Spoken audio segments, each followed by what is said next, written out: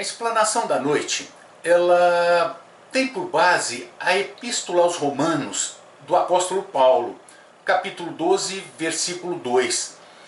O versículo 2 nos diz: "E não vos conformeis com este mundo, mas transformai-vos pela renovação do vosso entendimento, para que experimenteis qual seja a boa, agradável, perfeita vontade de Deus."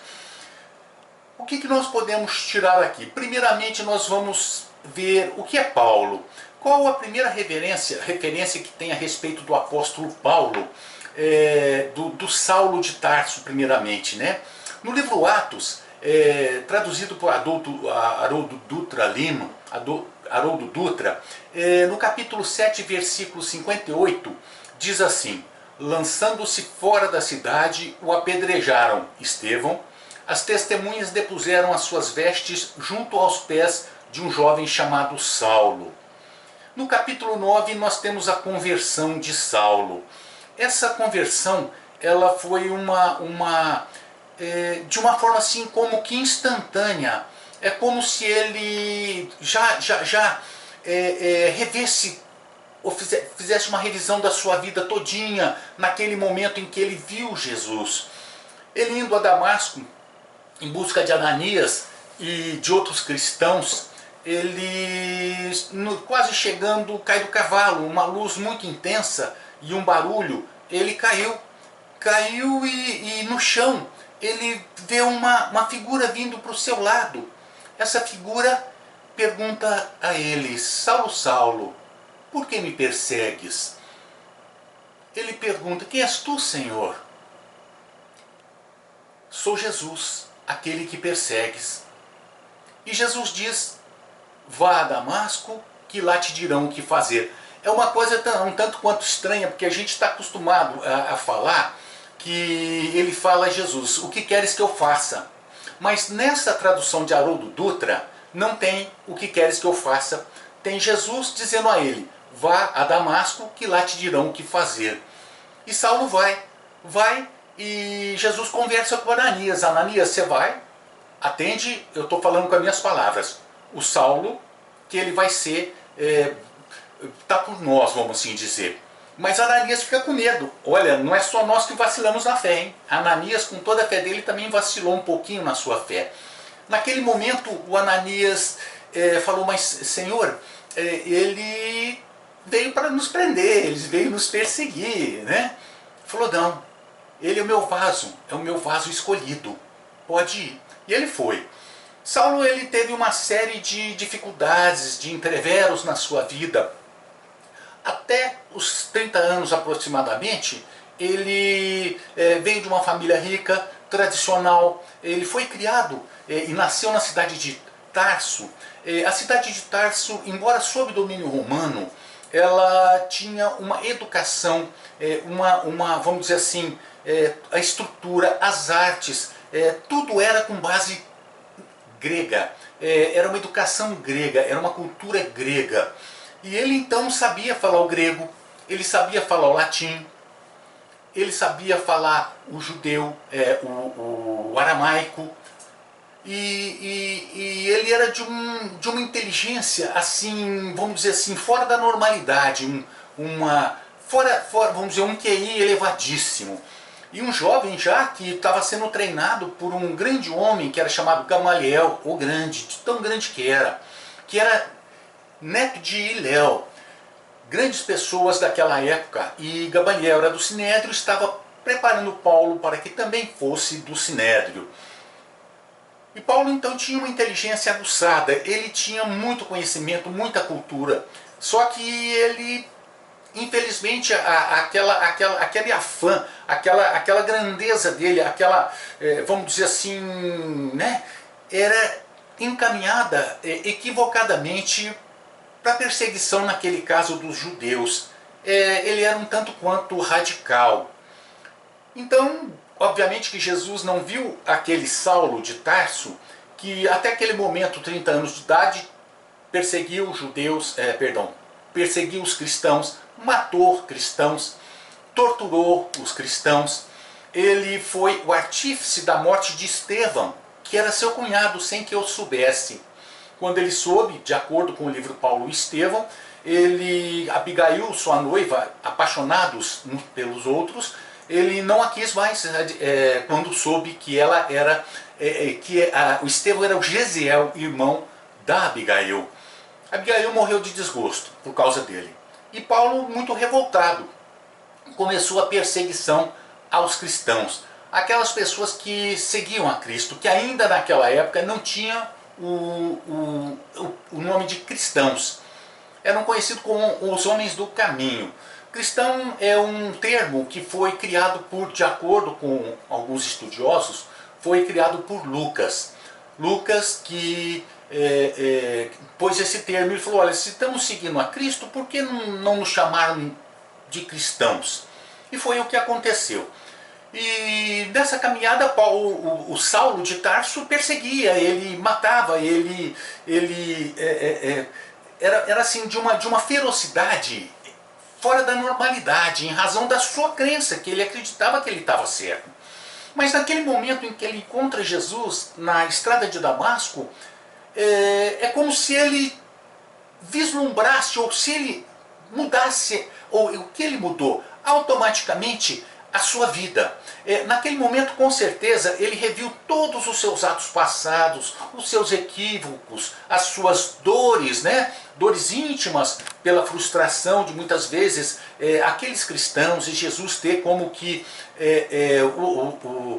ser considerado, né, o Cristo e os seguidores como os artífices da sua desgraça, que não era verdade. E Paulo foi assim, até aproximadamente 30 anos. Aí ele foi, Ananias lhe passou, né, algumas escritas, né, salvo engano, de Mateus. Ele começou a ler e se apaixonou por aquilo lá e já quis fazer uma pregação, mas foi recomendado, não faça, porque... E foi o que aconteceu, e com a sua mudança radical, ele automaticamente perdeu tudo. Perdeu os seus familiares, que o abandonaram, que não quiseram mais, seus amigos. Em Tarso não o queriam mais na sua cidade, em Jerusalém da mesma forma, e até os próprios apóstolos, eles tinham uma prevenção contra Paulo, que como de Jesus também eles não chegaram a entender a verdadeira missão de Jesus, da mesma forma Paulo, inclusive porque Paulo ele ia pregar aos gentios, aos estrangeiros, né? E ele tinha um conhecimento profundo, como eu disse, do grego, do romano, do latim, do aramaico, do hebreu. E isso fazia com que ele tivesse acesso a essas comunidades para as quais ele foi levar a mensagem de Jesus. E Paulo, nessas suas andanças, ele foi como que deixando pequenos núcleos de pessoas que começaram a seguir Jesus. E esses núcleos eram chamados de igrejas, que foi transformado em igreja, e em igreja no sentido de uma estrutura física, de uma estrutura montada, um prédio, vamos assim dizer. Mas não era a coletividade, ou eram os indivíduos que formavam aquele grupo. E ele, por todos os lugares que Paulo passou, ele foi deixando as suas igrejas, ele foi deixando esses núcleos, e ele tinha um sonho de muitos e muitos anos, de pregar em Atenas, de levar a mensagem de Jesus na Grécia, em Atenas. Ele chegou a Atenas, foi levado por um servidor do Areópago, que é o encontro dos sábios, depois de muita insistência, para explanar as suas ideias, né? Quando ele começou a falar, todo mundo começou a rir, foi saindo, e ficou só os dois servos lá da casa. E ele pediu para que, se eles não queriam formar um núcleo de pessoas que seguissem aquela doutrina, seguisse aquela nova mensagem, mas Atenas ele não conseguiu. Salvo engano, de todos os lugares pelos quais ele passou, o único que ele não conseguiu deixar a sua mensagem, um núcleo formado, foi Atenas. E Paulo, nessas suas andanças, nessas suas caminhadas, ele foi levando a mensagem de Jesus, levando tudo aquilo que Cristo tinha falado, e ele tinha acesso, né, às pessoas, porque ele era muito culto, ele sabia como chegar, onde chegar, de que forma chegar e como fazer. Ele sabia conversar. E ele foi levando e foi conseguindo montar esses núcleos. Aí, a partir desse momento, começou a crescer muito os núcleos em todos os lugares. Paulo andou milhares de quilômetros, e a sua morte se deu em Roma. Foi decapitado. E ele ficou preso 2 meses em Roma. E de Roma ele mandava as suas cartas. Como ele não tinha, na ocasião de Roma, preso, e nas outras ocasiões ele não tinha como atender a todos os lugares ao mesmo tempo, lhe deram a ideia de escrever cartas. Cartas, que nós chamamos de epístolas, né? De epístolas. E Paulo, no decorrer da sua vida, ele escreveu 14 epístolas. Ele escreveu uma a Romanos, 2 a Coríntios, uma a Gálatas, uma a Efésios, uma a Filipenses, uma a Colossenses, 2 a Tessalonicenses, 2 a Timóteo, uma a Tito, uma a Filemão e uma a Hebreus.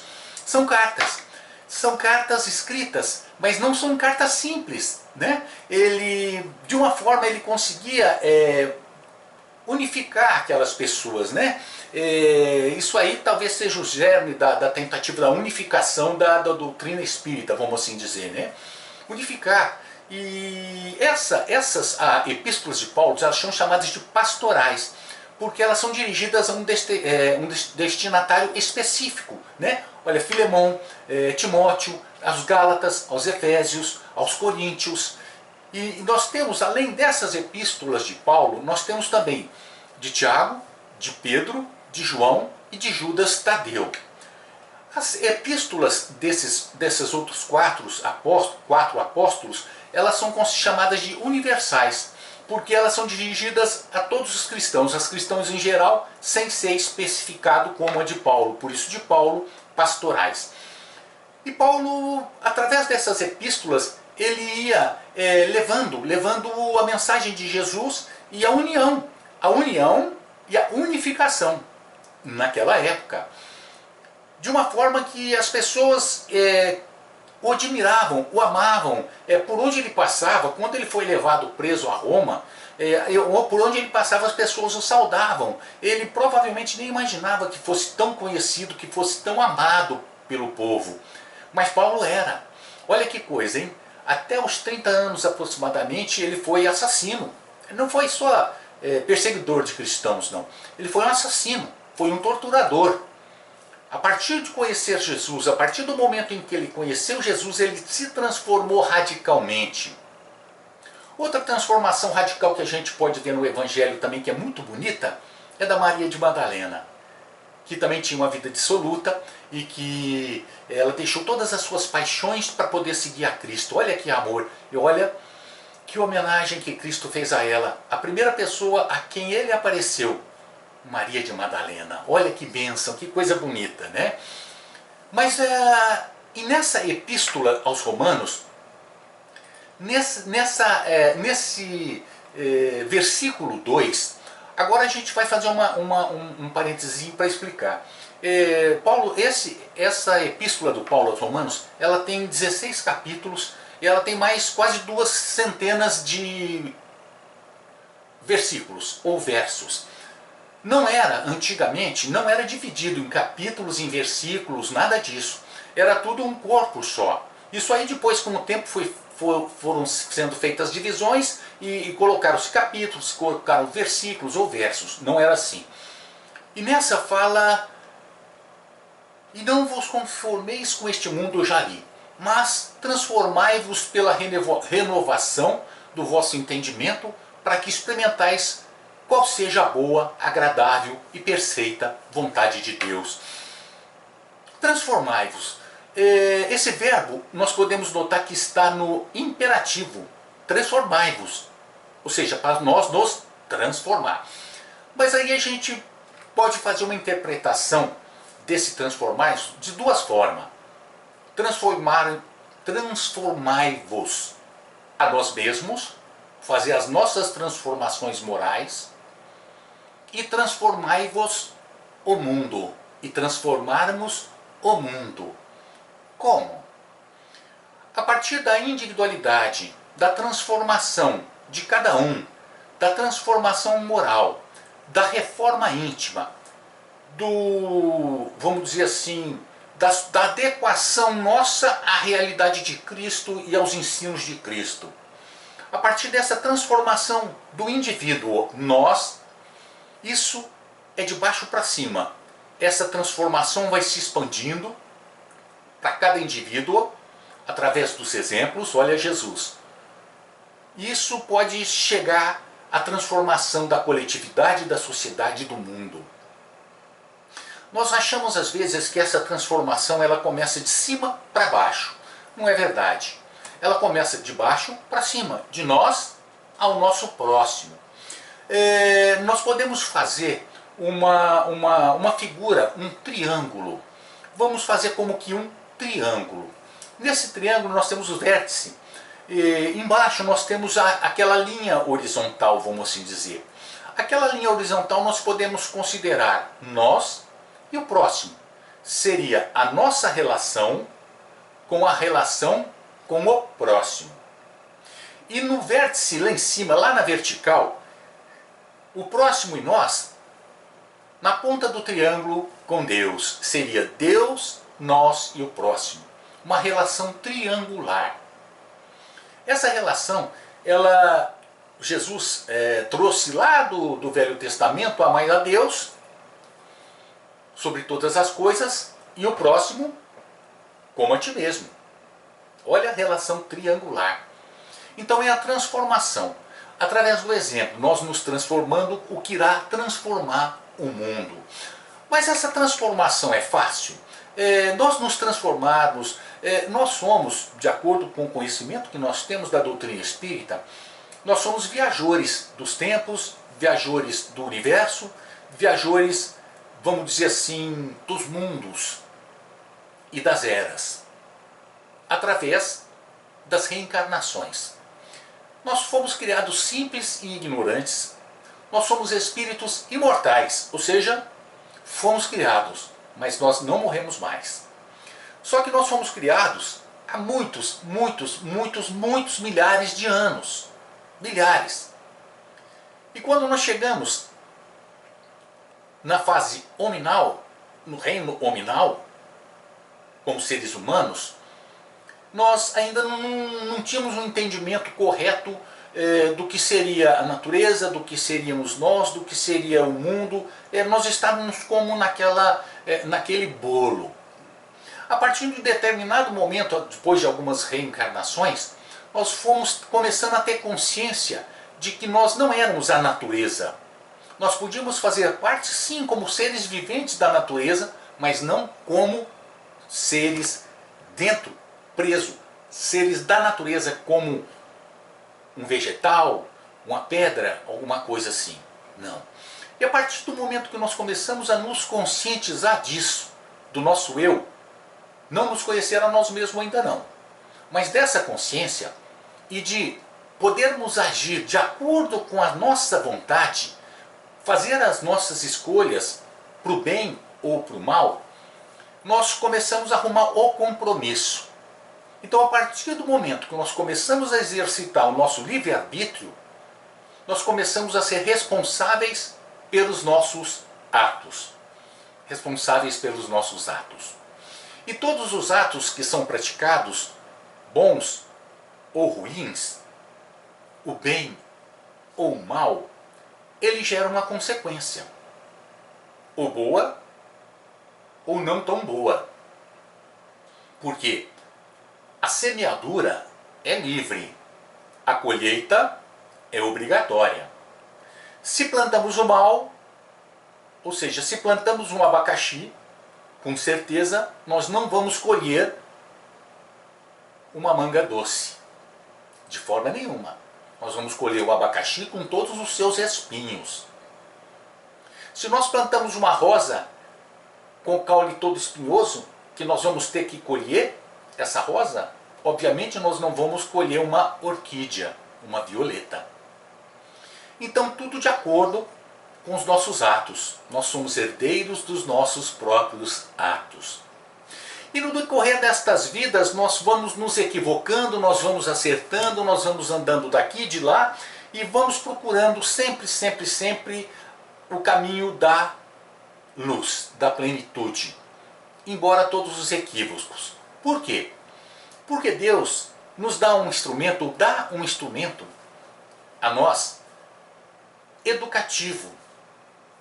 É uma pedagogia que muitas vezes nós não gostamos, não. Essa é a dor. Nós não gostamos da dor, mas a dor bate às nossas portas por causa dos nossos equívocos. Não é castigo de Deus, não é nenhum tipo de vingança divina, como se entendia lá do Antigo Testamento. Não que esteja errado o Antigo Testamento, de forma nenhuma, de maneira alguma. É a forma simbólica de se falar que Moisés trouxe nas suas 5 obras no Pentateuco mosaico. E depois os profetas, porque o Velho Testamento não só são as obras do Moisés, são também os 10 mandamentos e também os grandes e pequenos profetas. Por que grande e por que pequeno profeta? Por causa do tamanho da obra. São do Velho Testamento. Então, às vezes, aquele Deus vingativo, aquele Deus cruel, era um Deus necessário que eles traziam, que eles demonstravam através da sua ferocidade. Porque era um povo, olha, Moisés 3.500 anos antes da gente. Como? E um povo escravizado no Egito por 430 anos, que não tinham a menor noção de higiene, não tinham a menor noção de educação e de nada. Eram como animais. Então tinha que ter normas rígidas, regras violentas. Mas aí, com a vinda de Jesus, ele trouxe uma nova concepção de Deus. O Deus amor. Moisés, o Deus lei, o Deus rigor. Jesus, o Deus amor, tanto é que ele chamava de Pai. Vos disseram, olho por olho, dente por dente, mas eu vos digo, façai bem aquele que vos quer mal. Dai a face esquerda quando te baterem na face direita. Então Jesus traz uma nova concepção de vida e a realidade de Deus, esse Deus amor. Então os erros que nós praticamos no decorrer das nossas vidas não foi porque Deus quis, nós nos equivocamos a partir do momento que tivemos livre-arbítrio. Então nessa herança que nós trazemos de séculos, milhares de séculos, culmina hoje no que nós somos. Tudo que está aqui, que podemos dizer que é o inconsciente, são as nossas vidas anteriores. Tudo que nós fizemos está gravado em nós. Não tem como fugirmos daquilo que nós somos. E reflete, hoje nós somos a síntese do que nós nos fizemos no decorrer dos séculos, séculos e séculos. Então, a partir desse momento nós vamos ver que a transformação, que o transformai-vos, não é muito fácil. Por que não é muito fácil? O transformai-vos não é fácil porque nós temos essa herança, essa bagagem de milhares de anos, de séculos. E para fazer uma transformação não é de uma hora para outra. Essa transformação deve ser feita paulatinamente.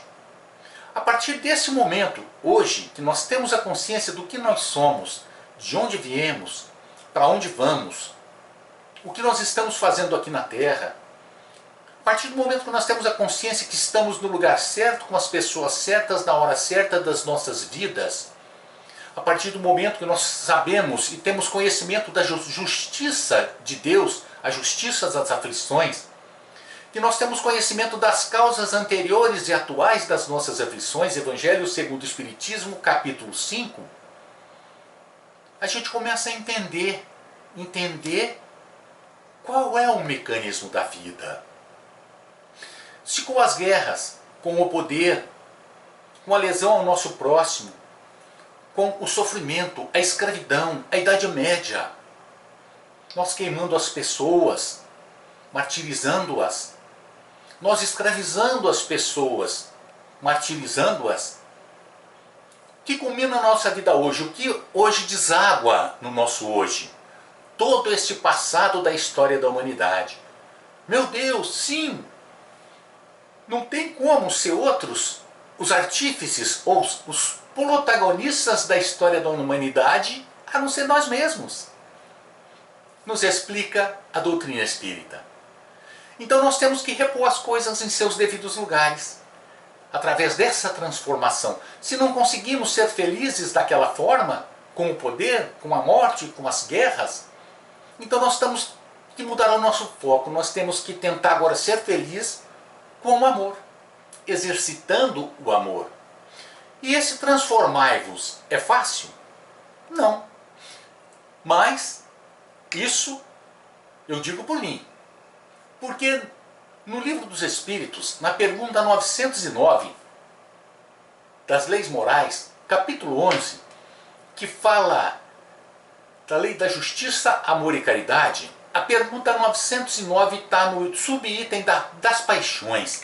Lá pergunta Kardec aos espíritos: poderia sempre o homem, pelos seus esforços, vencer as suas más inclinações? O que os senhores acham? Respondem os espíritos: sim. E frequentemente fazendo esforços muito insignificantes. Misericórdia! Eu que falei a misericórdia. O que lhe falta é a vontade. Ah, quão poucos dentre vós fazem esforços. Isso dizem os espíritos. Mas nós sabemos que para que a gente faça a movimentação dessa nossa vontade para a transformação, pelo menos no meu caso, não é fácil. Mas é um problema de trabalho, de construção. Na verdade, é a reconstrução de nós mesmos. Nós estamos, a partir desse momento que nós nos conscientizamos da nossa realidade, nós estamos nos educando, nos reconstruindo. E olha só, vamos dizer assim, Kardec como ele fez o Livro dos Espíritos. Ele que ordenou as perguntas e as respostas, que colocou em capítulos, na sua ordem, e é tão bem feito que nós temos a divisão do Livro dos Espíritos em 4 partes, né? A parte primeira, ela deu origem ao livro Gênese. A parte segunda deu origem ao livro dos médiuns. A parte terceira ao Evangelho segundo o Espiritismo e a parte quarta ao livro Céu e Inferno. E todos como que, obviamente, circulam por todo o Livro dos Espíritos. E nesse item, nesse capítulo 11, ele coloca a pergunta 909. Sim, frequentemente fazendo esforços muito insignificantes, o que lhe falta é a vontade. Ah, quão poucos dentre nós fazem esforços.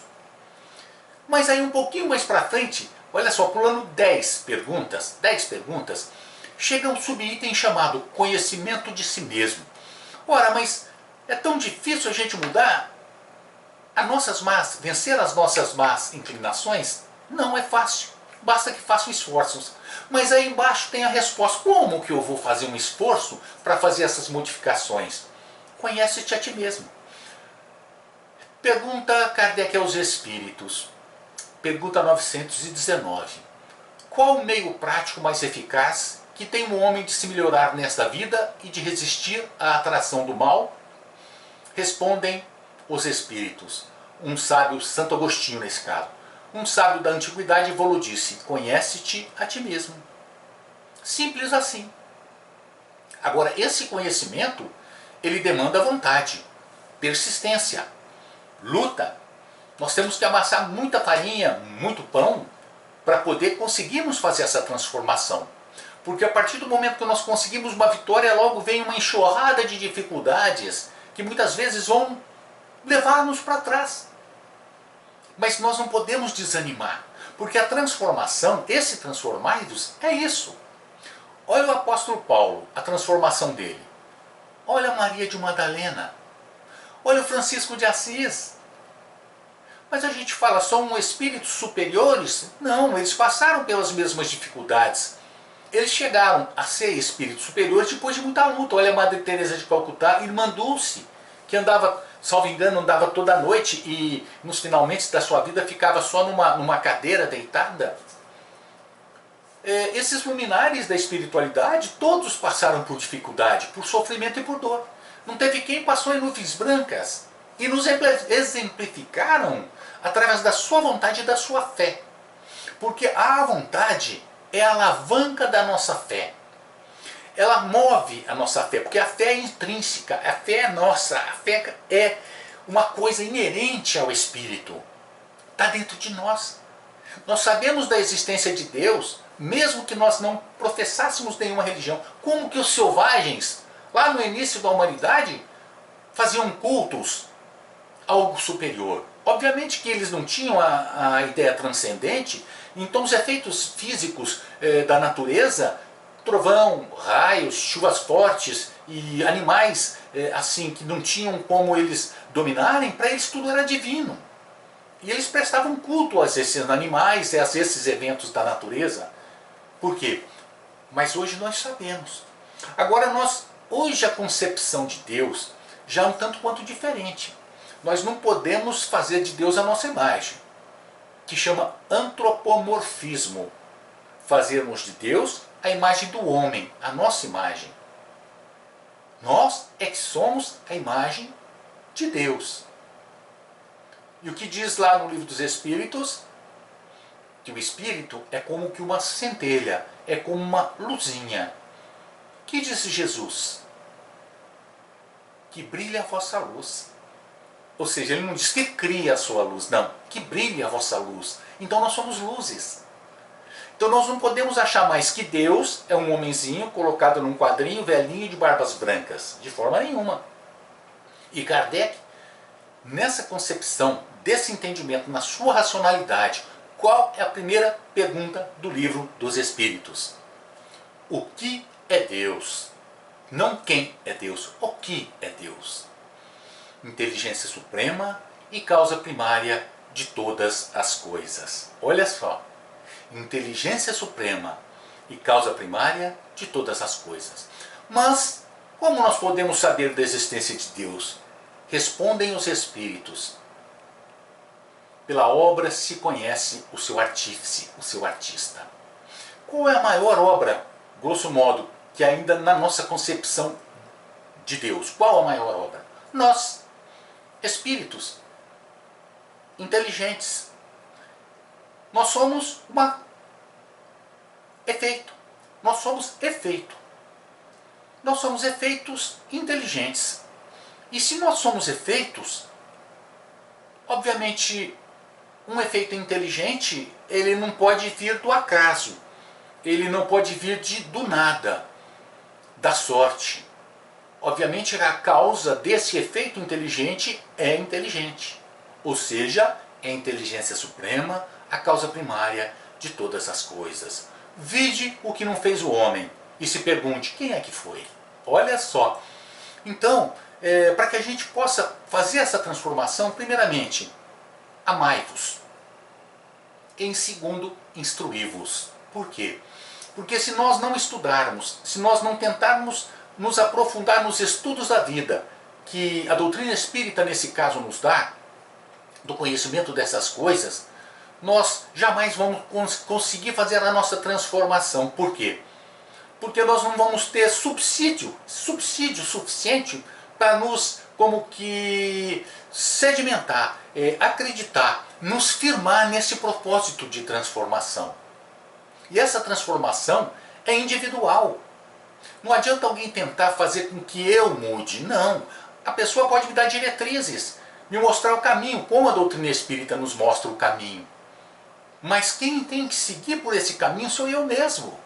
Através da minha força, através daquela semente que é a fé, alimentando-a, fazendo com que cresça, buscando o que eu tenho melhor dentro de mim, me entendendo como eu sou, aceitando como eu sou, me amando. Não é isso que disse Jesus, que vem lá do Velho Testamento, ao próximo como a ti mesmo? Ti mesmo sou eu. Se eu não me amar, como é que eu posso amar alguém? Se eu não me querer bem, isso não é questão de orgulho e de egoísmo, excesso do ego. Não, não, não. É o auto-amor, não é a auto-piedade. É o auto-amor. Se eu não me amar, se eu não me respeitar, respeitar as minhas limitações, sabendo que eu só posso ir até aí e que eu estou lutando por conseguir mais, mas é isso que eu consigo hoje, sabendo que se eu erro, eu sou suscetível de erros. O importante é não ficar reiterando nesses erros, porque através desses erros eu vou acertando, eu vou buscando o correto. Se eu entender as pessoas como elas são, sabendo que ela também tem os seus limites, as suas dificuldades, os seus desejos, as suas paixões, sabendo que as pessoas dão aquilo que ela tem, que elas também não podem muito mais do que aquilo que elas vão, nós começamos a aprender a conviver também, a ter uma convivência fraterna e amorosa com o nosso próximo. A Deus sobre todas as coisas e o próximo como a ti mesmo. Essa é uma construção. Essa transformai-vos do apóstolo Paulo é um verbo que está no tempo imperativo. E se ele falou com tanta certeza, transformai-vos, se Jesus disse, buscai, batei, são todos verbos no imperativo, é porque eles sabem que nós podemos sim buscar.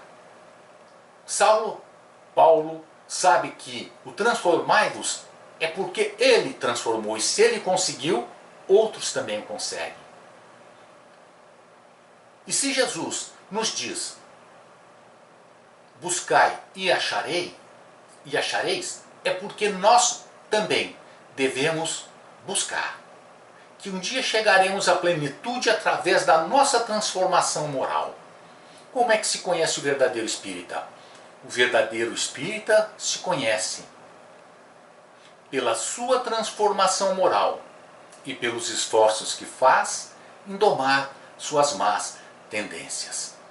Essa é a mensagem da noite, meus irmãos. Muito obrigado a todos de ambos os lados da vida. Muito obrigado.